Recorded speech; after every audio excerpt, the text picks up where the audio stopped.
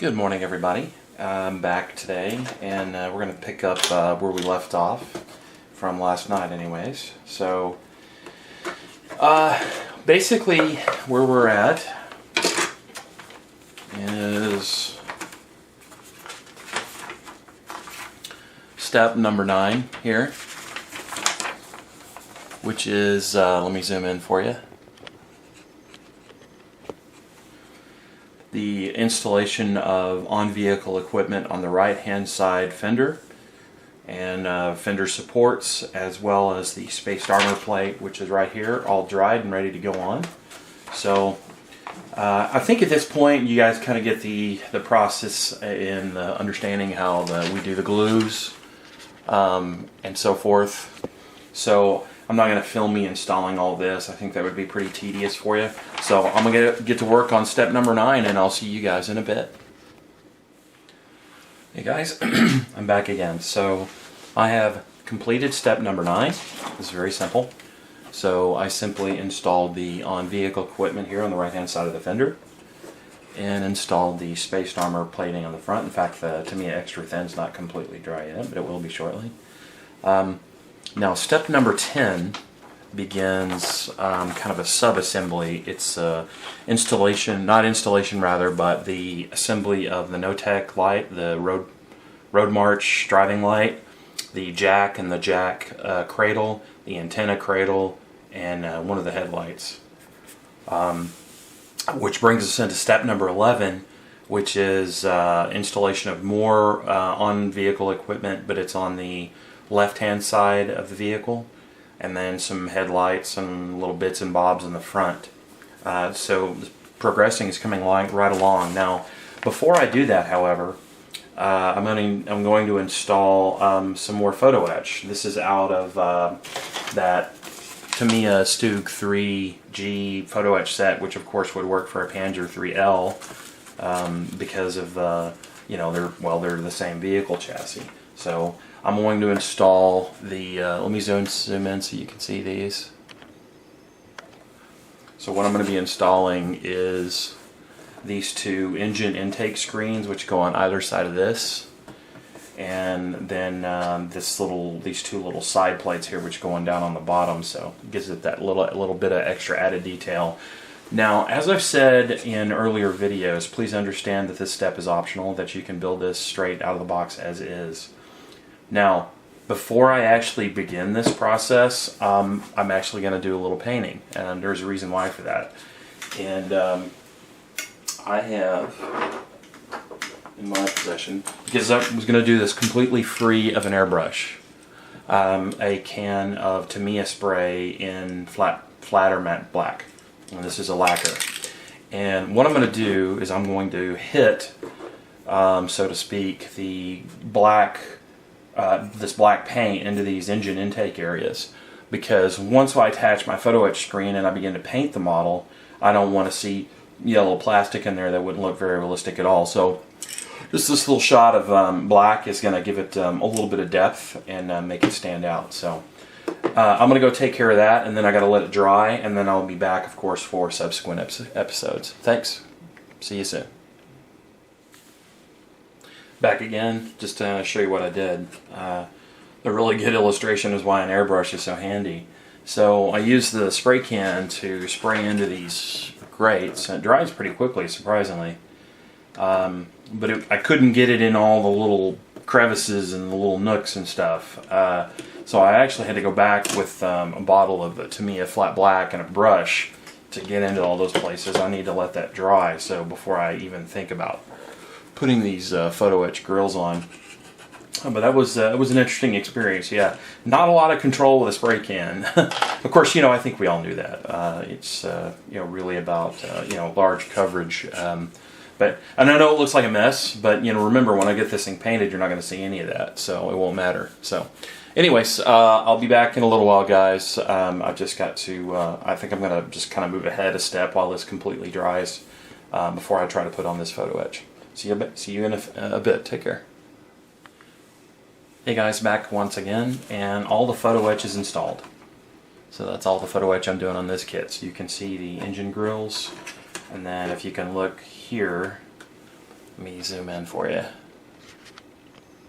Oops. If you look, right there is a little side plate with some diamond plate texture or non-skid texture on it.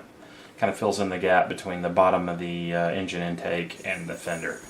So same thing on this side as well. And then the engine grill. So those are ready to go. And while I was waiting on the paint to dry, I did have to sand some of it off after I brushed it because it was a bit thick. I went ahead and finished all the little sub-assemblies that were in step 10, which consisted of the antenna holder, the jack, and the jack brackets, the no-tech light, and then 2 headlights, which of course will be installed on the front of the vehicle. So I'm going to move on into step number 11, which is all the lights, the horn, etc. that's installed on the front, and then additional on-vehicle equipment that goes on the left-hand side fender. So there's more on-vehicle equipment that needs to be installed. Now, I do want to point out that you'll notice it's going to ask to install the spare road wheels, and I'm not going to do that at this point because I'm going to paint these separately. I've mentioned that before. So that will be kind of one of the last steps, or toward the end of the build, that I'll do that. So. Alright, I'll be back in a little bit, guys. Hey guys, I'm back yet again, and I am complete through step number 12. So I made quite a bit of progress. So all of the onboard equipment, at least on the hull, let me zoom in for you. Toolboxes, stowage boxes, jack, tail lights, all the headlights, the horn, all installed, as well as the antenna cradle, which by the way had some really nice fine wood grain texture on it. I'm not sure how I would bring that out in the finished product, but we'll see. Wire cutters, the engine crank, manual crank device. Really, I mean, it's as we've all come to expect from Tamiya, it all fits together really nicely. Really don't have any complaints. It's been a lot of fun. Been a lot of fun getting this far. And the only thing I would have to say is this tow cable. I absolutely despise that tow cable. I hate it. But I've already gone, in several cases, I've gone way beyond what a quote-unquote beginner would do. And so I am not going to replace the tow cable with an aftermarket tow cable. I'm just going to leave it as is. But if there was one thing that I dislike strongly about this kit, it's the tow cable. And of course I got the photo etch screens installed. I think that looks pretty nice, especially when you add the photo etch, intake screen down on the bottom of on the bottom hole that I did. So the next step, step number 13, is would have me install the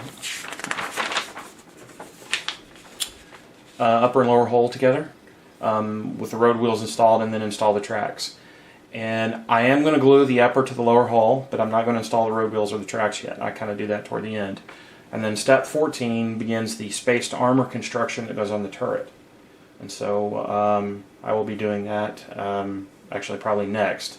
But I'm going to have to wait a while. It's going to be a few hours. I want to let all these pieces, parts dry that I installed. And I've glued together these spare track links, which go in the front hull.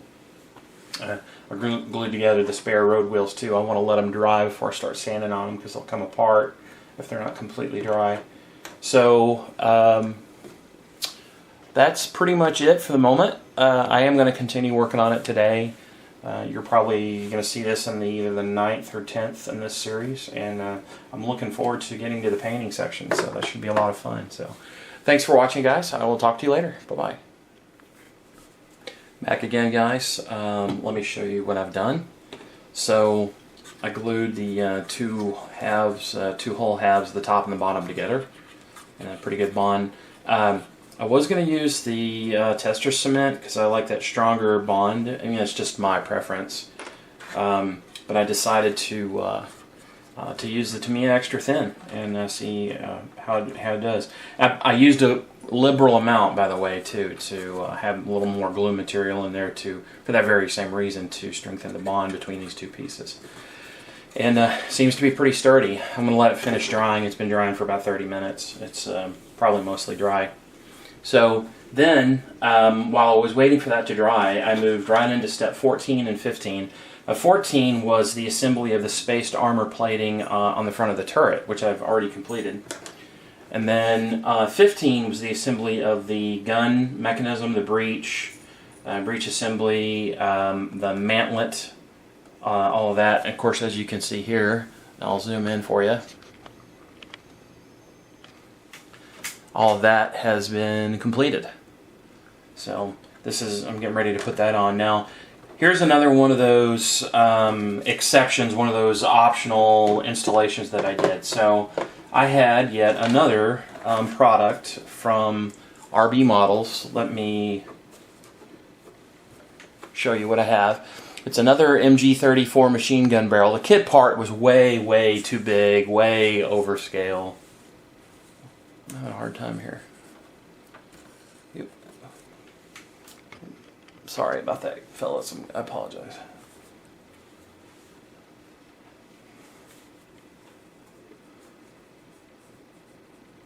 And so it's an MG34 barrel. Actually, it came in a package of two. It's the tank version. So this is the one that goes, this is the gunner's secondary weapon.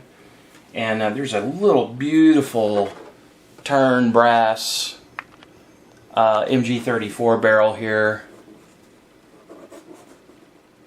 You can see this here. I know it's really small. With a flared muzzle brake at the end.